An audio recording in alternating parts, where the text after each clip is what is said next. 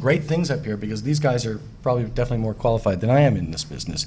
But I will tell you one thing that I think is really critical. You must be coachable. You must be coachable. You must be willing to listen to those coaches, and those coaches are all around you, and they come in the most interesting forms, whether they're a personal results coach, etc., like one of the top-line teachers, whether it's reading wisdom or whatever. But living a life with passion and being fulfilled is a very, very critical prerequisite for living, because if you're not fulfilled, you have nothing, and you are spiritually bankrupt.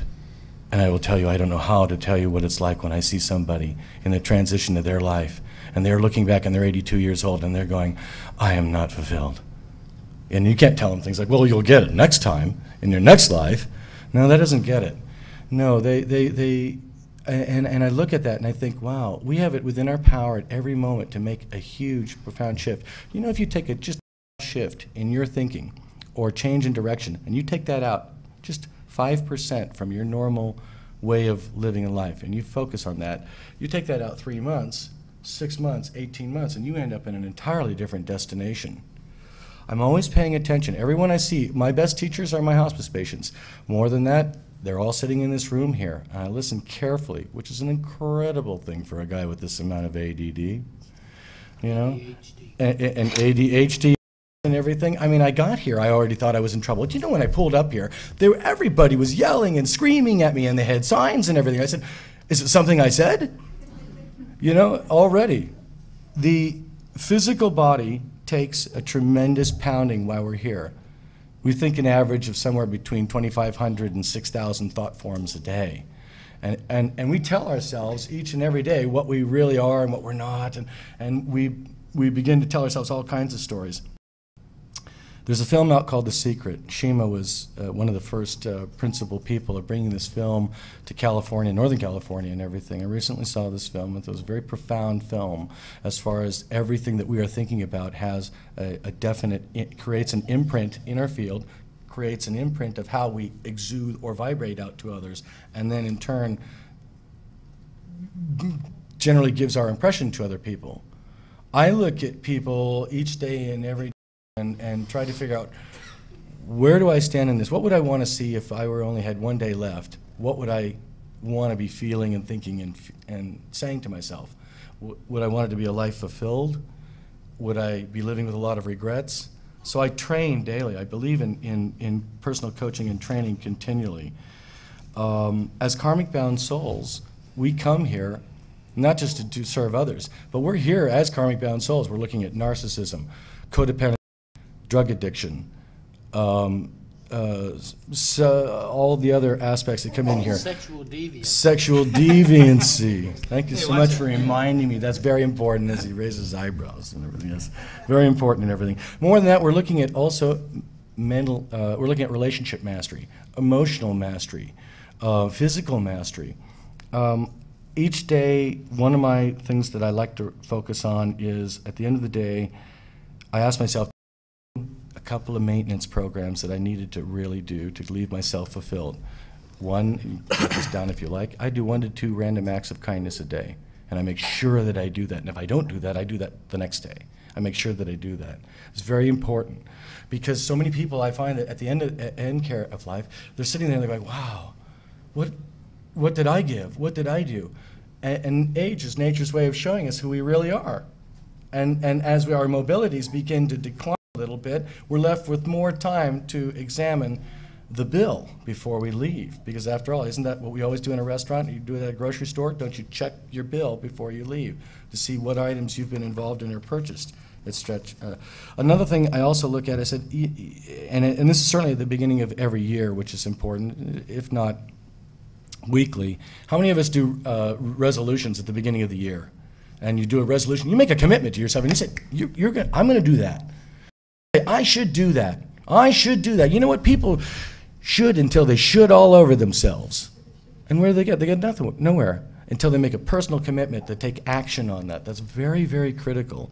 I believe very, very strongly in coaching, and I believe very largely in a strategy. Creating a strategy for living is critical. That way I kind of know where I'm going. I'm going to make mistakes, but at least I don't end up aimless. Because my hospice patients tell me, man, I just let my life kind of why? And I just sort of ended up here, rather than I had all this time to really put a plan of action together. How are we doing okay? Time? 2 minutes. 2 minutes. And counting. I also like to consider other people. You know, when they say 10 minutes, they meant 10 minutes. He knows. Yeah. He does it all the time. A short list here that will keep you healthy. Because it's not, other people are going to talk about, the physical part. Maybe things we can do to our face. Maybe some pretty little Botox for Robert and Dannion here, looking good. And yeah, new teeth, new eyebrows, all this good stuff you can get today. But here's what I think is really important. Some of the things that tear people down are perpetration withholds. These are things that have perpetrated your spirit. These are previous grievances. These are things that you've told yourself, that you've inherited, that don't even belong to you. Who takes the hammer and does this? I do. Better than me. And I tell myself, can't do that anymore. If you're going to get through life, you can't do that anymore. Clearing past grievances is really critical. Protecting the nervous system, I think, is a very critical one, too. And for a nervous guy that's just this side of Woody Allen, because I'm nervous about this whole experience, to tell you the truth, there's a lot of you people that scare me, and you're unpredictable. And you're feisty, angry, and provoking, and I have to live with you while I'm here.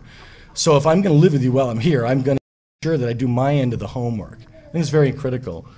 And I look at the end of the day, and I ask myself, did I make an attempt to make this a personal best? So I'm always thinking in terms of strategy. I'm always thinking in terms of looking at that personal growth aspect, because I don't want to end up like people do in their end-of-life care with a sentence and a bill that's absolutely diabolical and insurmountable. And they die with questions, looking for some kind of solace in there. They die with previous grievances, or they can't make amends to somebody that they've lost that they can't find. This was just a little touch of coaching that we had today. I didn't write a book on anti-aging. What I did is I just learned to listen to what everybody was telling me. I believe recovery is a very, very important thing for whether it's a physical thing or whether it's an addiction thing or whatever. It's about taking care of business. And finally, in conclusion, I'll end with our good buddy, Dennis Hopper. Right now is doing a wonderful commercial on that financial aspect. What is that, E-Trade and everything? Ameritrade. Ameritrade, that's the one I'm thinking of, Ameritrade and everything, And he goes, the summer of love was in, but this is now, because I can't see you playing shuffleboard. You know what I mean?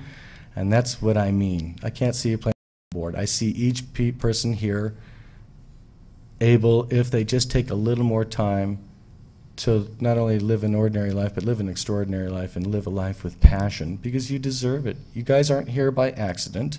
You're not here by some fluke or mistake. Something drew you here to this moment, to this kind of understanding, to these wonderful people here that offer each perspective of what they offer, because we all want to age gracefully, in harmony, and live a really full life. I was very privileged to be on this panel. I'm very humbled, and thank you for all being my teachers. Amen, Robert. I think Robert made some wonderful points. I'm sure you all do. That our intention and how we live each moment and what we bring and share with everyone else makes earth-shattering changes. Justin, is it Moreau? Moreau. Moreau. I'm going to get everyone's name wrong because mine's Langevin and it's been mispronounced across the world. So I like to. And is an ordained minister since 1975. Is currently the administrator of MediLodge? MediLodge of Hillman, a skilled nursing facility in northern, very cold Michigan. Justin? Thank you. Thank you. Thank you. I was ordained in 1975 into the Church of Gentle Brothers and Sisters. It was a healing community in San Francisco or the Bay Area in the 70s and 80s and still lives on to this day. But I've been out of that milieu for 20 years. I lived on both coasts for a while, and then I decided to just drop everything and go to Michigan, where I'm from. So I am the administrator of a long-term care facility, a skilled nursing facility in northern Michigan. It sits astride the 45th parallel. Some people think that doesn't mean anything. Some people think we're above the Arctic Circle, but it is cold. It was 7 degrees below zero when I left yesterday morning. And you know, you're all blessed to live in California. Amen. To be in California. It's a beautiful place, and I do miss it. I'm kind of out of the milieu of the jargon and the language, and if I were to say, well, they understand random acts of kindness, but spiritual bankruptcy, I don't know that they would know what that is. I think they would know what conscious living is. My job is to have them live as consciously as I can. They're an extension of my ministry. They're not my congregation. I think of them as my grandparents. I never had grandparents, so now I got 100 of them. What I wanted to talk about really was what happens between the first breath and the last breath. We have time, don't we? Yeah, if you can do that in 10 minutes, no problem. First breath isn't usually a happy one. It a lot of times comes with a smack on the backside just to get that infusion of spirit in. Spirit. Aspiration, inspiration, respite, respiration. They all come from the word as spirit. Spit and sperm also come from that same root word, but that might be the topic of another panel. We'll do a panel on that. Somewhere between the first breath and the last breath. We hope so, anyway. We are imbued with this spirit through our entire life, and our job as conscious beings is to breathe consciously and tune into the divine between breaths. I think that's the best time to plug into the divine. It may be involuntary, but we're to do it with determination and deliberation, reliberation. May all beings be peaceful, happy, and reliberated, right to the last breath. The first breath is, you know, we're back in the body, and it's a hard place. It's the physical plane. No one said it was going to be easy. We are in the vale of tears, the planet of suffering. What it truly is to people is separation. The last breath is reunion. My job is to make that a beautiful moment, as meaningful as the first. We do vigil care. We have let me just tell you about my building. We have a Alzheimer's unit called the Harbor. It's a safe place in the storm of confusion that more than half of our residents' lives have become. Over half of them, like I just said, come with a diagnosis of dementia. It can be Alzheimer's, it can be Lewy bodies, it can be a lot of different diagnoses. But all of them, not all of them, it's 85%, right? They're asked questions on admit. We use the MDS, minimum data set it's called, and it's a tool, it's an assessment tool. And one of those questions in the psychosocial section is, do you find strength in faith? 85% of them say yes. So they have a faith. Up there, Catholic, Christian, you know, it's not malas, it's rosaries, it's Bibles, but that's no less significant because that's their expression. Our job is to help them express it. We, whenever we have a new hire in, we have 125 employees. Whenever we have a hire in, one of the things that I talk about, I mean, all the department heads come in at various times and talk about their function and how they braid together as a team to enhance the quality of these people's lives. One of the things I talk about is our abuse prevention protocols. You know, abuse is something that's just not acceptable in long-term care. There's physical, there's mental, there's emotional, there's neglect, there's misappropriation of funds, there's involuntary seclusion. But what I talk about also is spiritual abuse, which to me is preventing someone from the free expression of their spiritual selves. And it's like getting them to the church on time. So we have services almost every day of varying faiths. It's just important for these people to be there, and a nurse's aide's excuse that I didn't have time to get them to church, to me, is abuse. It's very important. We have an end-of-life suite. Let's talk about the last breath. When someone's actively dying, they're invited to, their family is invited to move their loved one into this suite, which is very lovely. It's purple, purple, purple. It's angels everywhere. It's called the Angel Wing. It's got accommodation for the family, a little mini kitchen, a microwave and refrigerator, coffee, couch to spend the night on. But it's, we play music, we massage the head, the feet. This is all, of course, with their permission, with the family's permission, but they're all very open to making that transition wondrous, magical, joyful. That's what the family wants. That's what we know the resident wants. Incense isn't really appropriate, but sometimes we'll say the rosary. It's just a religious thing. I try to make it spiritual, but it's a beautiful thing. And if they don't want that, if they don't have family, and if family's not evident during their life, family's not going to be evident during their death. So we have 15-minute sign-up sheets for people, for us to sit vigil 24/7, just to hold their hand, just to be with them. No one wants to die alone, I think, right? It's very important. 2 minutes. 2 minutes? God. So, random acts of kindness. You take some of my time then. It's what we do every day. What I do every day is, my goal is to make a fool of myself at least twice a day. We're a very happy home. When I go to administrator meetings with administrators in our company, we're asked to, in 25 words or less, speak of what's special about our building, and when they come to me, it's like, no, Justin, you're the happy building. It's a very happy place. It's not at all like any nursing home.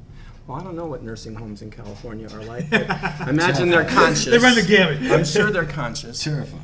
But ours is lovely and beautiful, and it smells good, and it's a happy, happy place. There's laughter. We don't tiptoe. It's not an institution. If they're sleeping, we don't yell, but it's like their home, and we work in their home, and as consciously as we can. Respecting their privacy, their confidentiality, their dignity. I want to talk just briefly about Alzheimer's and spirituality. It's the brain that plaques up, the amyloid proteins that plaque up the brain, causing the devolution and debility of an Alzheimer's resident. The mind doesn't plaque up. The mind still lives on consciously, I really believe. I have my father as an example. The reason I'm working in this building is because I had visited it many times in the 80s and early 90s. My father was going fast with Alzheimer's. Fast, he was 12 years going with Alzheimer's. OSHA knew my father. Clint. He, as I watched his devolution, when I would visit from whatever coast I was living on, I would witness his machismo went, his patterning went, his anger, his judgment of me, being the youngest of his 6 sons. I was different than the rest. I didn't shoot animals and didn't stuff. Anyway, as he regressed and regressed, he didn't know who his wife of 73 years was. He didn't know who most of his kids were. But when he saw me, there was an instant glimmer of recognition, just fleeting. It was gone. He was confused again. But what I would do with that, this moved me so much, but what I would do is take him down to his room, wheel him down to his room, and that picture of Christ that hung above his marital bed for 73 years, I would take off the wall and put it in front of him, and that spark was there for much longer than a fleeting instant. And he had long lost his speech, his ability to articulate, but you could hear him mumbling his prayers just with this picture of Christ in his hand. To me, that just spoke of the spirit lives on. And my time up. No, you get, when you talk about your dad the way you're talking about it, everybody can kiss my ass. Say down there, come on. You keep rolling, son. Good time to ask what time. How many of you, I don't know that I want to go into that, but how many of you read the article in the paper, in the Time magazine a couple weeks ago on the brain? I don't want to refute the article or anything, but I think nothing of it. I don't want to go there really. But, well, it says that consciousness starts and ends in the brain.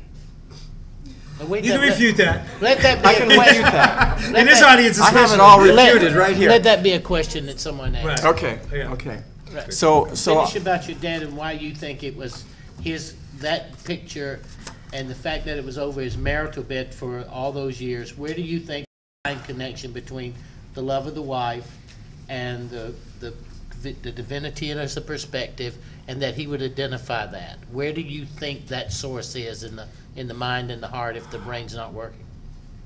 Well, you know, he was never very outwardly religious, but he always tuned into that image of Christ. You know, it was a sacramental, but it triggered his spirituality. Whether that had anything to do with his marriage with my mother, it just happened to hang above their bed when they conceived 14 times. All coincidental. All coincidental. She said, Clint, I want to have 14 kids, and I was their 14th conception. So, whatever that, never mind, I'm getting really too Makes personal. a lot of sense. Okay. A day in the life of my facility, like I said, is a happy, joyful one, laughter, smiling faces. What we do is create moments of joy. On the Alzheimer's unit, particularly. And what we use is music, what we use is Montessori, the Montessori dementia program, which is dynamite. We want people occupied all the time. We want people involved in their life. Because they don't, you know, they don't really know. They're happy, and they could play with the same nut and bolt for days, and it's all new to them. But it's a beautiful thing, you know. Don't judge it. Don't think it's a horrible thing, because they're still living a happy, conscious life in their minds. Anyway, the last breath should be without fear. It is a very conscious moment, ideally, but as the body and brain shuts down, the mind consciously transitions. That's our job. Thank you. Amen. As Justin spoke, I was reminded that I just recently learned that the Hmong people from northern Laos, many of them who have moved here, in their language, they have no past, present, or future. So when they talk about their dead ancestors, they talk about them as if they're here right now. What power that brings to their awareness of the continuum of life. And I can fight like hell, boy. yeah, that's why they were brought over here. They have a great sense of loyalty as well. And I think the point that Justin made of his happy unit is something that we just can't make enough. I've worked with a number of people who have been in a place that they had nothing to be happy about by my standards. And usually they're some of the happiest people in the world because the littlest thing makes all the difference. And we who have so much have an opportunity to make such a difference in every life we touch. Marshall White, I got his last name right, is a Zen priest serving in the emergency room. You're going to have to help me with this one. Oncology. Everyone can say that but me. Ward at the Shop Hospital in San Diego. He didn't have to come from Cole, Michigan. Marshall, thank you. Hello. Hello, can everyone hear me? All right. My name is Marshall White, and I am only 36 years old, which puts me at a bit of a disadvantage. However, I can say I just went through a life transition here. On the floor over there is my 9-month little boy. So, Ananda! And it's only just beginning. Yeah. So, over the past 2 years, I've made the transition from bachelor to husband, and now to father. And so, Chicken yeah. husband. So, yeah. I know too much about him. Yeah. So I'm a chaplain at a hospital in San Diego, and I'm a Zen. In the Quantum School of Zen, we call them Dharma teachers. We don't actually use the word Zen priest. But if you happen to have an accident on Highway 163 in San Diego, you might see me in the emergency room. Oncology, of course, is a cancer ward on the hospital.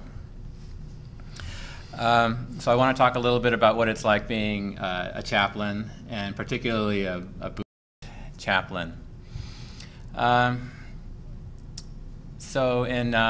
chaplain, of course, is someone who ministers to the spiritual needs of people in institutions such as prisons and in the military and in hospitals and in hospice. Of course, originally it was a Christian institution. Now it's much more open up. And I'm happy to say that the Association of Professional Chaplains is now very interested in having people of different faiths, not just the Christianity and Judaism in their ranks, and they're much more open to Buddhism, Islam, and a lot of other spiritualities. So I worked 1 year last year with hospice. Now I'm working in the hospital, and we're getting ready to move up to San Francisco.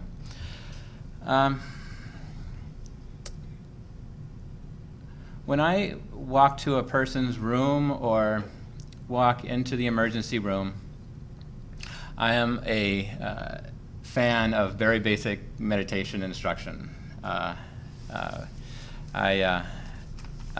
Watching the breath, going in and out of the body, very, very basic meditation instructions. I find everything I need, all of the tools I need as a chaplain in that most basic practice of watching your breath, sitting quietly and watching your breath coming in, watching your breath going out.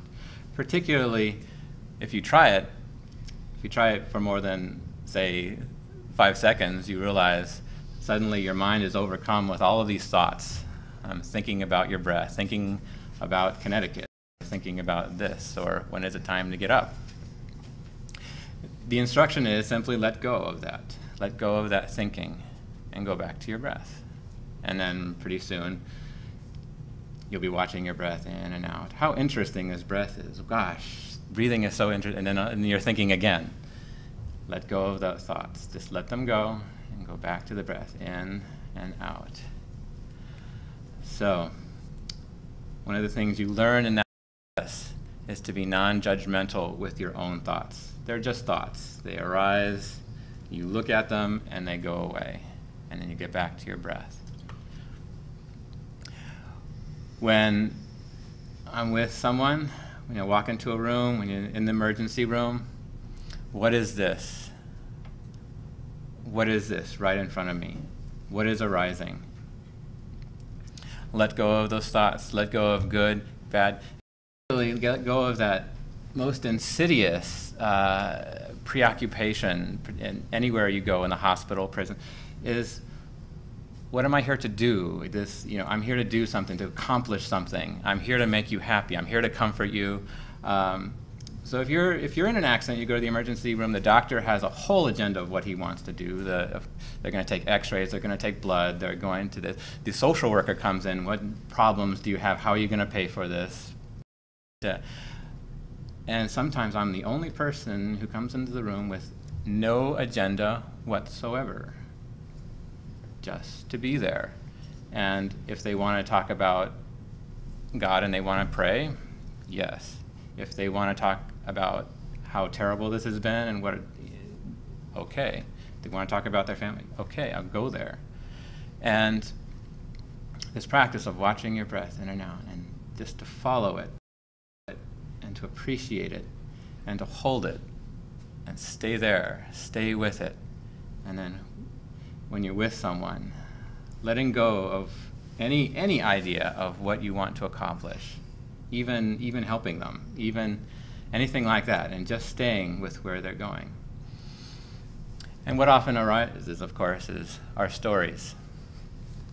So, listening to stories.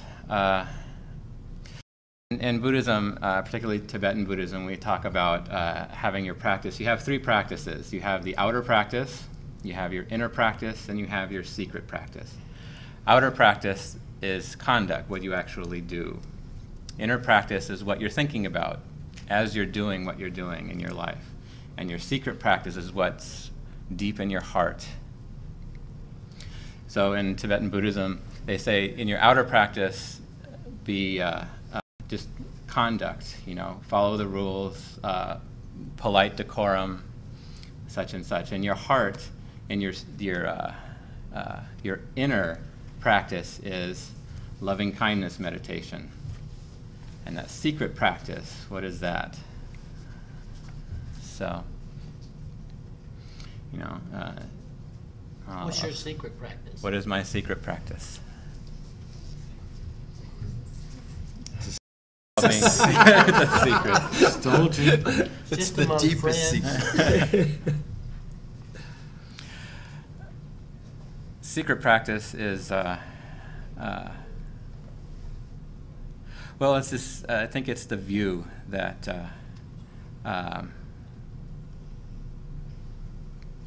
this mind is continuous, that we have ups and downs, but always we're on this path, and it's always moving towards awakening, and it's this deep hopefulness. And it's beyond thoughts, it's beyond what's happening right now. So, Thank you for sharing. yeah, so when I'm with someone, outer practice is this practice of deep listening, the practice of non-judgmentalness, deep listening and non-judgmentalness, to be able to listen and to hold somebody's story. Inner practice is loving kindness, and sometimes prayer, for me, chanting. And I practice Korean Zen, so it's Kwansem Bosa, Kwansem Bosa, Kwansem Bosa. And that secret practice is keeping that view that this person, this spirit, this doesn't even need a name. This continuum that's right here, that's right, just been an accident, just been through an operation, is dying, is on their path, and where they are right now is okay, and just to be able to hold it. So I want to talk about someone very special I met a couple weeks ago named Lydia, and magnificent in bed. She's a very big woman. She's like 80 years old, and she has a strangly black and white hair, hasn't really been combed. Wasn't her fault. She's been in the hospital for a couple of weeks. She has this great big eyeglasses on, and taped to one is a patch. Like it was one piece of tape, and she's sitting there, and she has a rosary around her. And she has these giant legs that are very puffed up because she's on dialysis. She's very sick, but her mind is very, very clear. Every once in a while, she gives out this tremendous cough. It's incredible. And she tells me these stories about her spirituality and the prayers she loves to read. And as I got to know her better, she also told me about the abuse she suffered when she was younger. And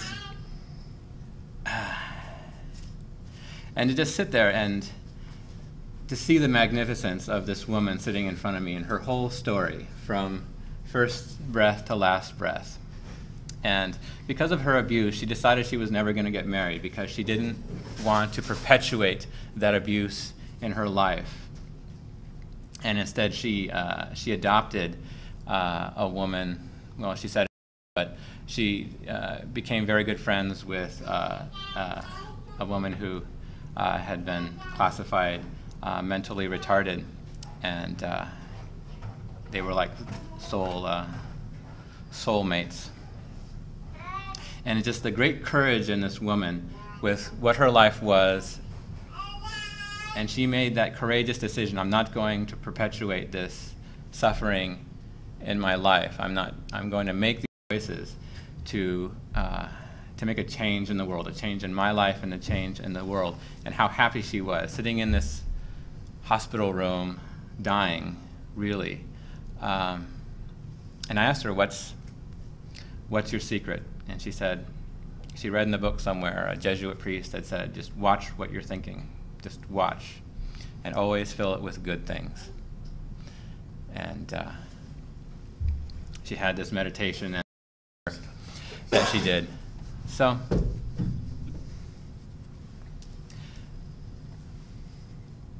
I'd like to give that to everyone of you as a gift. Don't be fooled by what you see. Just as your breath comes in, your breath comes out. What is this in front of me? Somebody playing with a screw for hours and hours. Just this. Only this. Only this. Concentration. Just the appreciation of that. The appreciation of your breath coming in and out. Okay. Thank you very much. She was building the brook and the bridge. I think Justin's point of the non-judgmental is extremely hard for a lot of us. I grew up in Boston where everybody judges everybody, so I'm still working at it at 54. I think that the more we can bring that into all of our interactions, and everybody who's spoken so far has come at the aging and the sickness from a very different angle. And I think it's sort of like spirituality. You can dance around it with words, but consciousness is a state of being that each of us evolves to, and we touch it for a moment, and then we fall down again. But every time we touch it, we remember a little bit more, and we live a little bit more consciously, and we bring a little bit more consciousness into our interactions.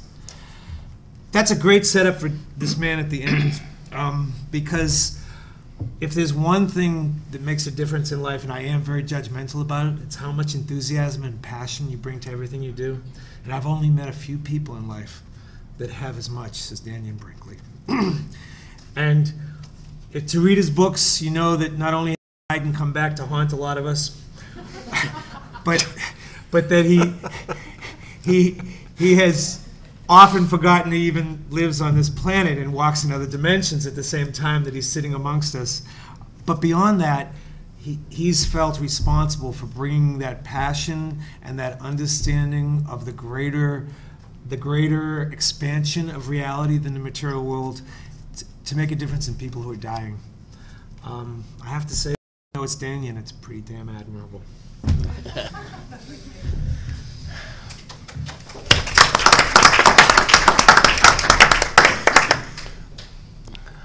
Everybody take a deep breath. We talk about first breath and last breath. And life is the space between those two things. Take another one. The key in conscious aging is gratitude. When you look at conscious aging, conscious of what? What are we to be conscious of as we age? There's only one thing that ages, and that's the body. Everything else, mental, emotional, and spiritually, only matures. It's about maturity, mentally, emotionally, and spiritually. They don't age, they mature. The body has a life expectancy that's a little too long to suit me, 120 years. That's what it was designed to exist and how long it was supposed to last. It's now down to 70 years, basically. So whatever we're consciously not paying attention to in the aging processes is a matter of each individual person looking at themselves. The number one root cause of all illness is emotional. That's where it comes from. So there is another realm or dimension in this process that we must look at. Then what triggers in the body that ages it? It is dehydration that leads to inflammation, that leads to everything else. So in order to slow down this process of aging, so that we can truly evolve ourselves in consciousness, we must drink water. And we must use whatever system and substance and vitamins and nutrition to deal with inflammation. And once that has happened, consciousness is back in business. It focuses there. I'm 56 years old. I've been a hospice volunteer for 28 years. I probably have pushing 25,000 hours at the bedside of those in transition, and probably 362 people taking their last breath, and probably more than 1,500 within hours of it. What matters? Because what matters when you sit, like Robert was talking earlier, with someone who is leaving this world? It is the greatest lessons you will ever learn about how big a fool you are and what you have forgotten to truly appreciate. The key to conscious aging is gratitude. Finding things to be thankful for. The universe has consciousness, everybody. And if it doesn't have a prerequisite of already being thanked for something that's come into your existence, it has no baseline to operate from to bring you more happiness. We always seem to want more, but we set aside the point that we don't appreciate what we presently have. Well, you will age and you will rot and you will slowly live a miserable life if you do not have gratitude as your driving perspective each day, counting your blessings. Because then the universe has a sense self of being appreciated. It appreciates itself with its might and its magnificence. And it steps forth to bring back into your life so that it can sense the responsibility and the presence of being appreciated. From the youngest baby on the earth to the oldest person on the earth, how many don't wish that they can be thankful? How many people don't appreciate someone doing something for them? Gratitude is what's missing. In life, once you place gratitude, always counting your blessings, you've set up a point that no matter what age you are, to measure what is coming into your life, good or bad. You can measure it by being thankful, and if it's tough, then you can be thankful for it's only just today that it happened, and you have other days to count on. If it's really, really good, you wish it for the rest of the world. Do not self-infuse success. The moment that success is yours, you think the plan that you made, like Robert just said, and then you wish this plan on the universe. Because then the universe and those who follow this plan, like the secrets that Shima was talking about, the universe is thankful and appreciative and grateful that you are here. What else does a human spiritual being seek to have in a conscious aging process than to be, number one, appreciated. Number two, based on continuously achieving goals of appreciation, that you are admired. and that your life represents a point that other people see that they admire and develop a conscious viewpoint of you called admiration. And third, to inspire. These are the three basic elements in consciousness as you age through this particular life. You either want to appreciate or be appreciated. You either want to be admired or to admire. You either want to inspire or to be inspired. And that's the basic component of a conscious life. And as you age, the distance that you've traveled has set a standard by which your footprints that you leave behind in this world, someone appreciated it. Maybe somebody admired and developed admiration. But for sure that you inspired someone. And what can we basically do to inspire? We can always be thankful. We can count our blessings. We can be thankful for the friendship, like for me.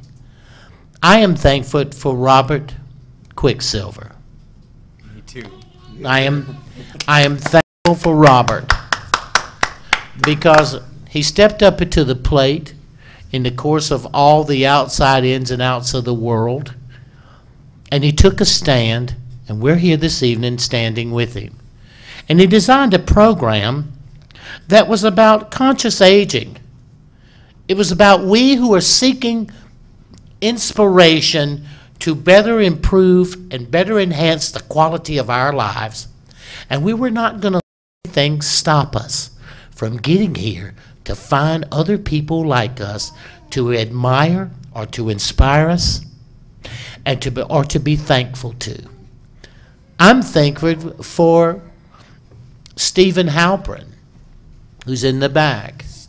And if Stephen Halpern hadn't wrote Spectrum Suites, I would have never made it through 2 years. 2 years. I know every minute of lying in a bed, listening to that music, and appreciating what it was and where he found that music.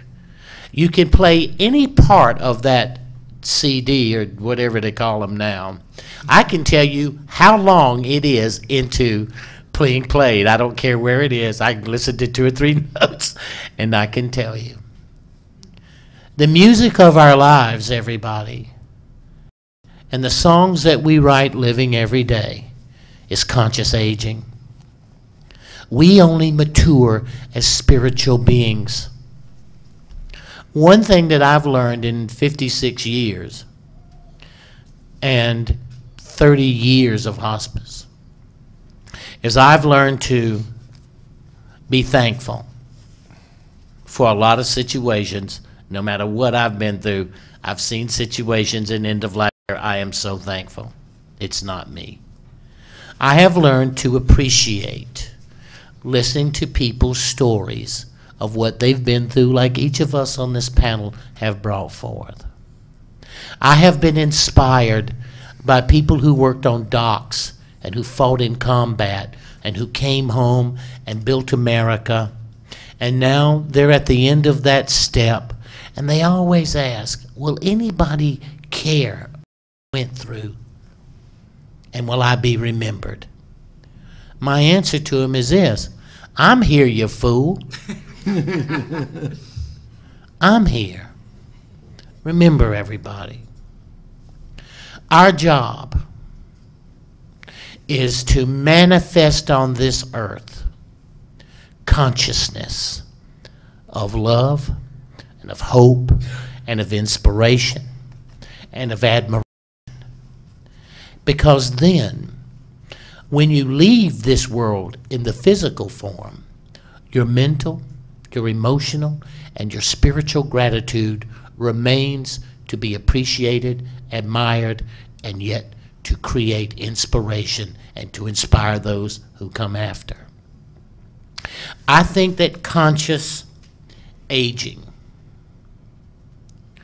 is the point where you separate your 70 years from eternity. And you have been you long before you ever came to this small planet. And you will be you long after you leave it. And in this small moment in time, you're in the business of admiring, inspiring, appreciating every single thing that comes into your life. Conscious aging is to create an identity for those who come after you, and for those who walk among you, and for those who will never meet you. Because somewhere in a dark moment or a frightening moment, someone will remember something they heard or read, or a thought that was like the 100th monkey story, like acts of kindness, that they will feel that presence. I think that we should take this group of people who took the time on a Friday evening, who had to hurry to get here because I saw the 4:05, and let's go further. This conscious aging as a listening thought. You know, I have Terry here, who I'm very thankful for, Compassion in Action, who now heads up the unit at the Sepulveda VA hospice program. But so mine is always about hospice. But that's not something everybody can do. But we're all going to be hospice patients, no matter what. If not for your mom or your dad or your brother, your sister, or for a friend. But you will be one for you. But I want to move further. I want the Conscious Living Expo to stand for things like those people who were standing out in the front with their signs. I want to stand for something. So I'd like to take and make sure that who you are, you sign up, you get on the list. And let's take this group of conscious aging as a panel, and let's pick a subject matter that we will stand up for, be a part of, and approach until next year at this time when we meet again. And as I listen to everyone, I think that what Justin brought into place about abuse, we better be conscious, aging, and protecting those who are abused. The largest increase in abuse in the United States between 1996 and 2006, a 150% increase in abuse, is women 79 to 95 years old. For us to sit in this room and for us to allow that to happen, we should burn in hell. We should burn in hell. And if we can allow that to be the destiny of our grandparents and our parents, who the hell are we? So, this panel is about activism. This panel is not about listening. It's picking a good fight and then fight it with everything that we have in our hearts and work together as a group. And as we work together as a group, we picked a subject, we rose to the challenge, and that in the gratitude that we have each other this night and what Robert's gone through and his beautiful wife has gone through to make this happen, we made a mark. We became conscious of the process. We took a good look at a subject matter, and we united together to create a force. And then the Conscious Living Expo and the Conscious Life Expo is a force to be reckoned with, because we become spiritually proactive in gratitude, to be adored, and that we have a chance because we have each other to be thankful. We have a sense of admiration for that we are smart enough to come and take a step here. And number 3, we hope to inspire. Thanks.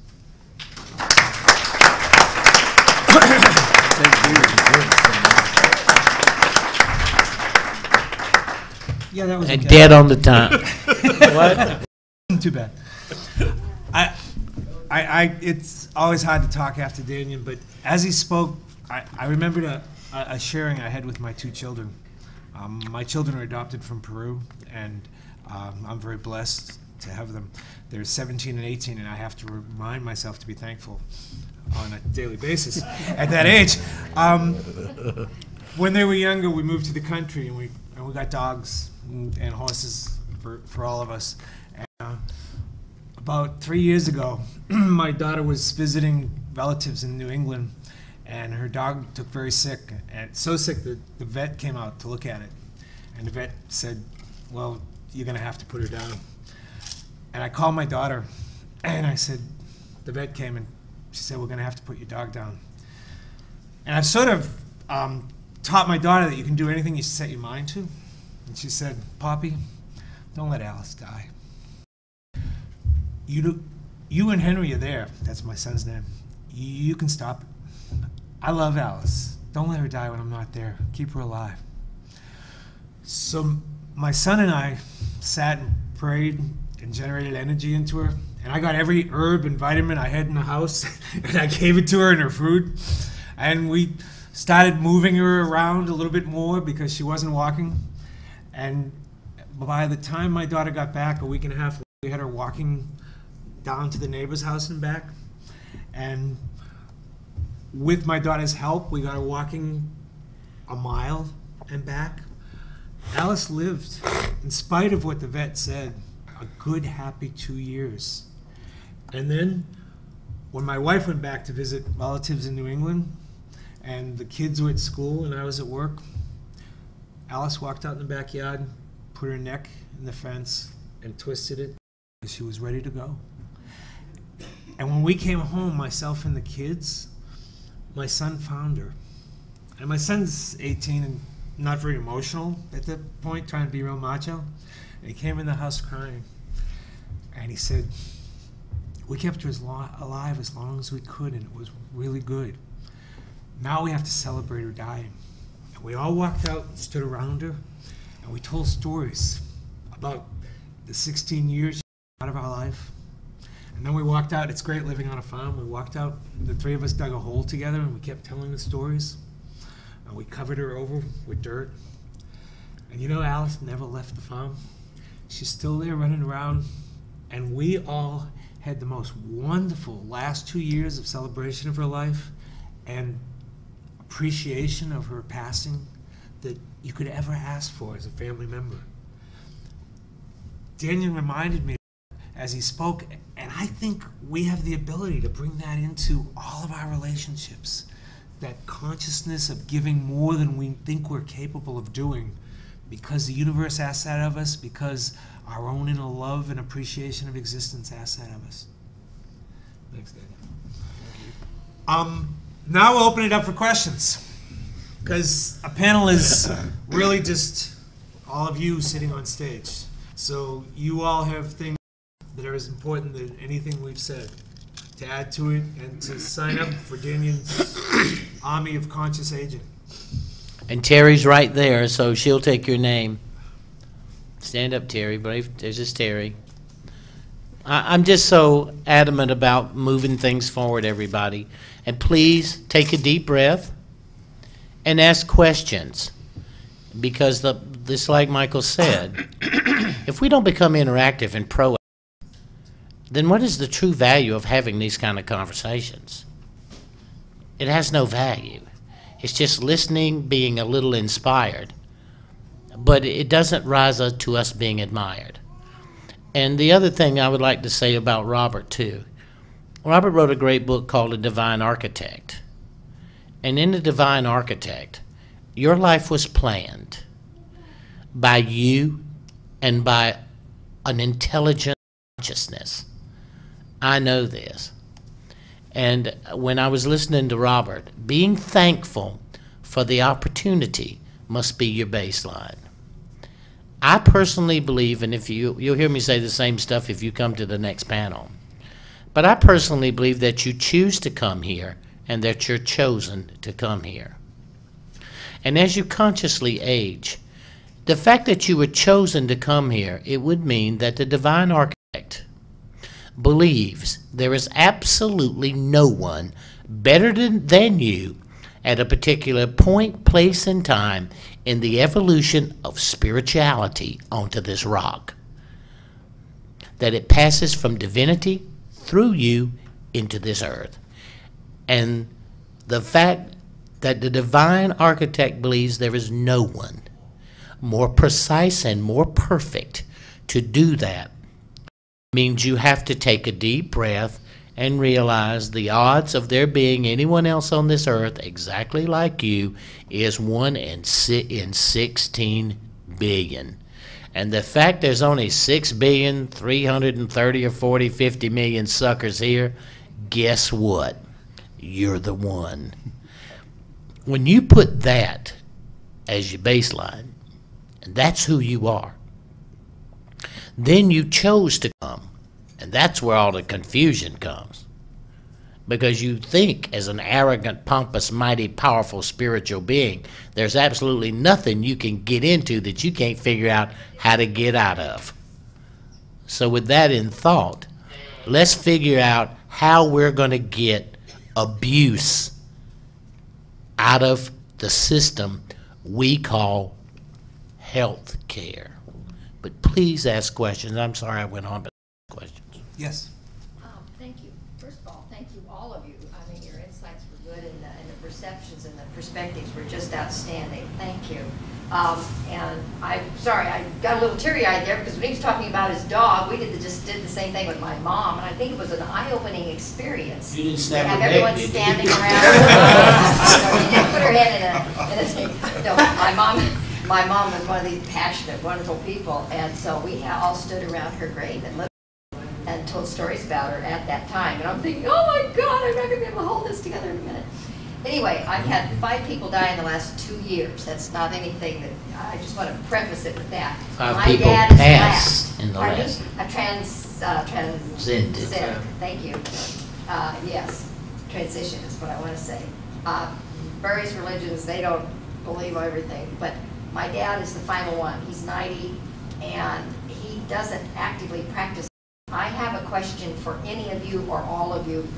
I communicate fairly well as part of my business. I cannot seem to find the words I need to talk to him about faith or say them in a way that he hears it. Am I making sense? Yes, what very much. words do you recommend be used when they're ready to go or trying to go and you need to comfort them?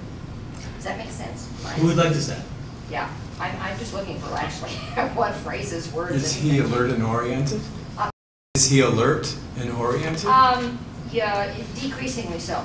There are lucid periods, and then it's getting worse. It's to the point where he repeats himself. But he understands the concept of God? Yes, he doesn't believe in him. That's a problem. Or her. Or her, yes. Thank you, Danny, yes. Does he believe an essence of himself or a spirit within? I think something jolted him when Mother died. Excuse me, everybody, I don't want to... No, this is Something jolted him. I could see it, and he was, he was going like this. All of the faith that maybe he had when he was just a little boy, because he was adopted.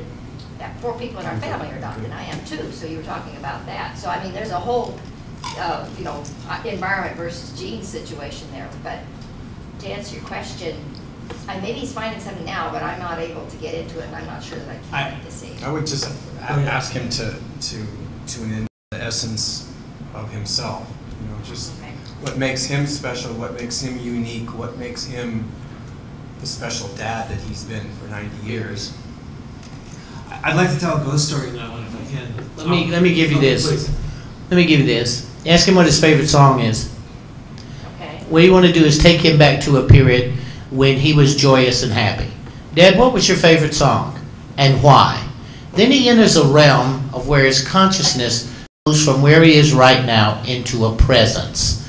Okay. when you're celebrating a moment of your happiest song and when you met mom, and all of a sudden you open yourself to a loving consciousness. And if he shuts you off and doesn't want to talk about that, he'll come back to it. The next thing is you thank him exactly what Justin. You are God. You are God. You are that quiet, living presence that's there sharing the end of his life. And when you walk in the room, he beholds the glory of God. He doesn't have to have faith in crap. He gave you birth or adopted you and brought you there, and there you are right there. And it's Dad, thank you, just like Justin said, Dad, thanks. And you pick out some of the dumbest things in the world when he caught you doing something, when you got away with something he didn't catch you at, so he can laugh, and you share how much his life meant to you, your brothers, your sisters, and to someone, but do it in honesty. Because when that happens, the sense of gratitude, which is divinity, translates into divinity coming near him. The fact that he can dwell in that his life had meaning and purpose means divine presence has access to him. When I see people in trouble, I want to know when the happiest moments they ever had were. Because if I can keep them in those moments, I can separate the needles, I can separate the nurses, I can separate the doctors, I can separate the blood test, I can separate crapping on yourself, I can separate loss of dignity, and I can take you to a moment that allows the spiritual presence to come and dwell in your life. And it's always through music, because that is so universal, and it's usually going to be the happiest moment they ever had. And forget trying to put religion in it. You don't care what he believes as long as he appreciates his life and that he is being loved right now, and you're God because you're there. And on that note, my dad was a funeral director, and I studied with him. We were supposed to take over the funeral home. He believed that having buried so many bodies, that when life ended, it ended. He believed that solidly. And all of his later years, I tried to convince him otherwise, and felt a great sense of sadness that I wasn't able to. And when he died, I started having dreams. And he was coming to me in my dreams. And I started thinking every night before I went to bed, what do I want to tell Dad? Finally, in one dream, I was lucid enough to say, Dad, you're alive on the other side. Make the most of it. And he looked at me and he started crying, and he stopped coming to me in my dreams except for on rare occasions. So even if you don't get it to him in this life, you can always get it to him. Well, there's spiritual bankruptcy you were talking about, and that's exactly what scares me. Is Dad would say, "Oh my God, I've wasted all this time." Is one of these people past like Melvin or Maylee? Okay. Oh my goodness, is All right, she here? I got her. She'll listen. She'll handle it. Yeah. Okay, so here's what to do. All right. When you're around him, you talk about her. Okay. Okay, bring up. His name was May Weebeck. See, May we. I've trying to find it because I was Melvin. I was going to, but as May V is the next word I said I couldn't. May Weebeck was her name. Okay, I got it. So she, All of her now. you know, when you listen to him talk, it's like being in a swimming pool. It's like when you're in a swimming pool trying to, but when you listen, when you're in a, like, That's how I've always thought of you anyway. well, but I stay so quiet so she stays with me. Okay. Because it's muddled until she gets the focus. So she'll be there. She's telling me that she'll be there. And what you need to do is you need to talk about her. And you need to, and she was the troublemaker. I got her. And the fact that this would make a resolved issue for him because he had to go through so much of what she put him through, and he kept having to buy her out. This is what she's telling me. He spent a lot of money buying her out of it as opposed to forcing her to take responsibility. Am I right? In many ways. Okay. And she was a very religious person, which is just a riot. Well, as good as God can get if she's the one that's coming. Yeah, So you talk about her, and she will be the one that'll meet him, and she'll handle it. Thank you very much. Thank you, guys. Wonderful. Appreciate that. Yes. I just have one question. We're all very, quote, conscious and talk about transitioning, but do you, in the hospice or anything, encourage people to go to the light? Do you explain to them about that? Because you hear about people that are sort of trapped or lost, or they don't know, or they're disoriented, especially in some situations when they're not knowledgeable. Do you tell them about the light, or just tell them if you go to it? Do you kind of give them some direction at all? I do. Even if they're shutting down and they're not conscious, I still speak to them and tell them to look for the light, to go to the light. I also do like a little chakra rinsing and opening kind of thing, although they have no idea that I'm doing it and they have no idea what I'm thinking, but I think it helps. Each case is individual. You can't generalize that because every spiritual being is unique and the human experience is unique. And $25,000, I mean, I've seen it all. I've seen son of a bitches in there trying to tell them to accept Jesus as their Savior, and their guts are running out of them. And I usually threaten that person. But you watch every case is unique. And if you do the work, you will know. I don't push near-death experiences off on anybody. I'm not on a crusade. I am a living, loving, listening presence. Whatever they want to go, whatever they want to talk about is what I do. If I see someone who asks me, I just left a guy, Walter, he's over in 215, who's close. He'll go tomorrow or the next day. And I was sitting there and, I'm listening to him talk, Tuskegee Airman. And he asked me, never said crap ever in the 3 years I've known him. He said, do you think you and I were in a past life together somewhere? And I looked at him, tough, old buzzard. And I looked at him and I said, well, I hope so, because you're a lot of fun. He said, you think we were kicking anybody's ass when we were there? I said, honey, if me and you were there, that was definitely what was happening. And then it opened the door to talk about it. But remember, there is no blanket answer, and every one of us who do this know that. And it's unique to each individual.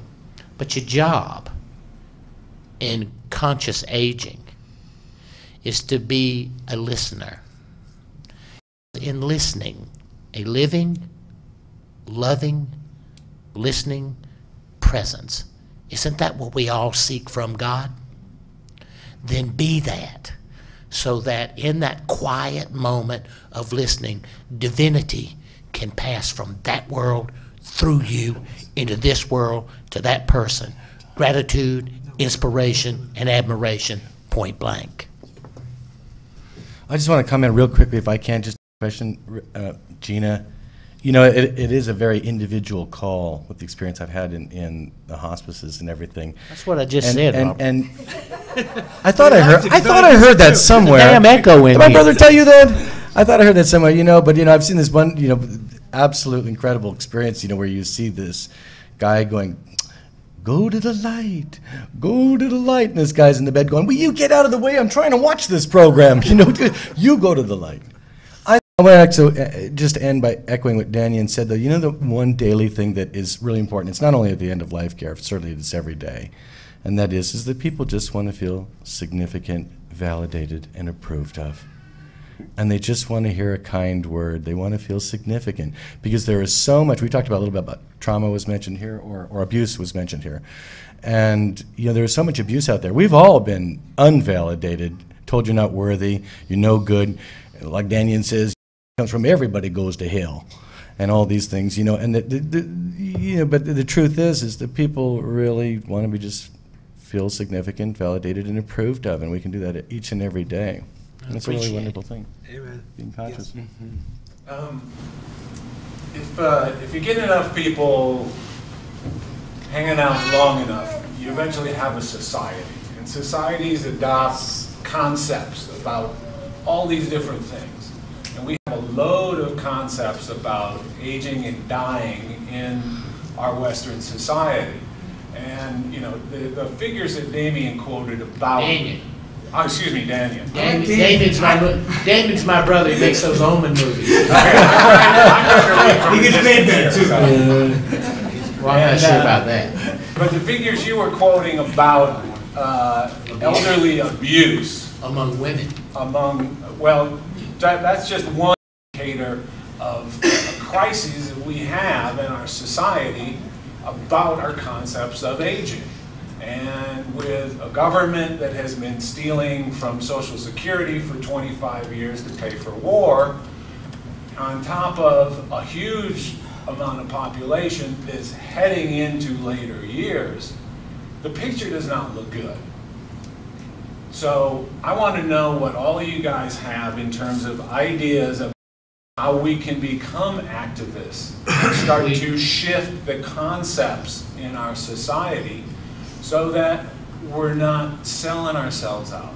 We're down to 5 minutes, so we're going to start with And I'll go quick. Dannion, and then we're just going to go. Mine will go really quick. Look, I have Compassion in Action. Compassion in Action, the Twilight Brigade. And we are volunteers in VAs. You can't fire us, you can't threaten us, you can't intimidate us. And every 2 years, we become the deadliest word in the English language, constituent. We can vote.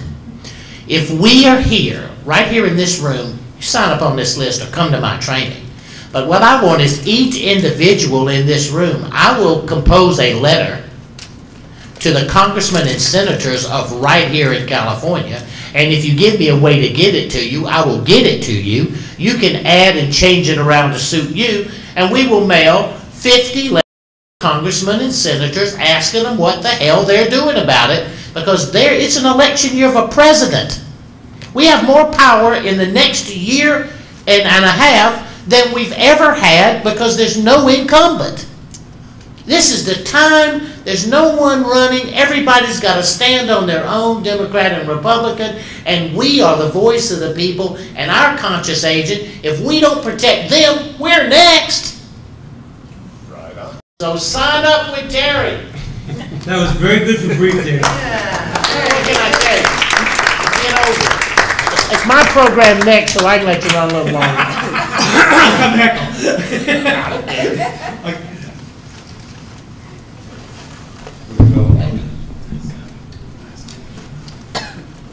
Mine's going to be much more quiet. Working with grief in our society. My wife is an environmentalist, and what she learned being in that field is how much grief there is and how unskilled we are at working with it. There's the amount of burnout, the amount of despair there is in the environmental field, and it's the same with aging, with this war. How do we work with that group and education and just working with ourselves, working with that deep heart of sadness and healing it in ourselves, healing it in the people we meet, and healing it in our society. Beautiful. Justin? Vote. I mean, my residents are totally into comments. They're reading the paper every day. It's read to them. It's not the San Francisco Chronicle. It's not the Washington Post. It's the Alpena News, but they can get the gist of what's going on.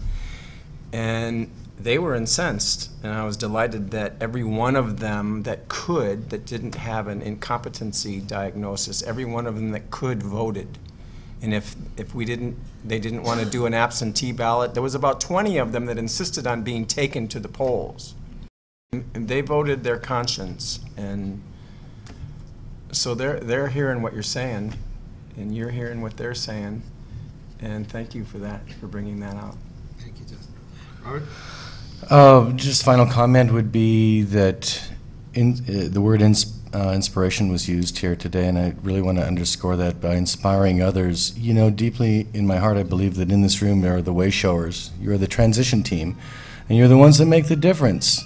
you came here to add to your wisdom, and it's in our best interest, in everyone's best interest, not to park that in the garage, but go out and share that. That's what you're there for. Taking action is a very, very big thing. Last year I started musicforrelief.us, and we started helping landmine victims, and we started helping Hero AIDS Africa and other people. I would just like to leave you with the opportunity to choose a cause. When you're here this weekend looking, choose a cause, something that cares and helps and exhorts and heals other people. Compassion Action is a great start. Adopt a Minefield. There's so many causes out there that need your help, and they're just waiting for your wisdom, and that's what you have. And thanks for the opportunity, also for having me on the panel there. I'll try to make this as brief as Dannion. Have 4 minutes. I want to say, hey, it was an honor to moderate such a great group of people with such insights and such a great audience. A field directing story. I was in Nashville, Tennessee. I was embalming 2 bodies at 3 in the morning. One was one of the richest men in Nashville, and one was a John Doe they picked up off the street. Embalmer takes the clothes off, cleans up the bodies, puts in the embalming fluid. Then I went to the bathroom. When I came out, I couldn't tell them apart. It was that moment I decided not to go into the funeral directing business and embalming, and to make my life count, and to find things that were really the most important, dedicate myself passionately. Every day I think I should be doing that better. But I urge all of you, it doesn't matter when you're dead what you earned or what other people thought of you. It matters what you thought of yourself and what you achieved. What Robert has built with helping the mine victims, and what Dannion has talked about Compassion Action, I urge you all to sign up for one of those or something else. And what Justin is doing and what Mark is doing. I didn't mean to leave those out. He's good to have on a panel because he kind of fills in the blanks nice. And each one of us, if we just goad ourselves on to do our best in everything we do, then we'll leave that footprint that Dannion was talking about. Well, what we need is to make sure that I know how to find you. You know, she has a notebook to sign up. Terry's my person. Let's fight somebody, everybody. If we send a letter out to our local representative, ask what they're doing about the issue of elder abuse, and we heard about it at the Conscious Life Expo. Who'd we hurt? Not at all. And I won't ask you for money or any of that, you know. And then Compassion in Action is the Twilight Brigade or Dannion.com. But come on, let's do something. Let's not just listen. Let's jump on somebody. And I'm sorry I can't be quiet and benevolent like the rest of this book. We would never expect that of you. Thank you all very much. Thank you, everybody.